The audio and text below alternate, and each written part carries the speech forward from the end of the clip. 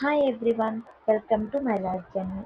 Today I am sharing exactly what happened on my very first day at the academy, how I felt, what I learned, and what I think every student should do when they start their coding journey.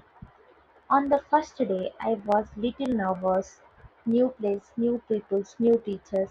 It felt excited but also scary. When I entered the classroom, the trainer was already explaining HTML basics.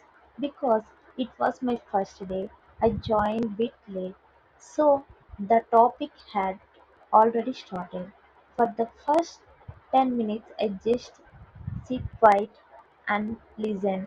The trainer was talking about tags, attributes, elements, all new words for me. At first I felt confused, but I decided not to focus on listening carefully. I quickly opened my notes and started writing down everything on the board.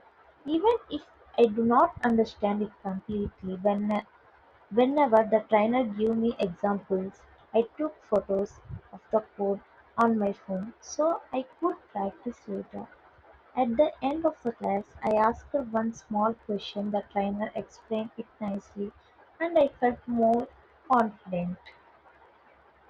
If you like this video, please like, share, and subscribe to my channel.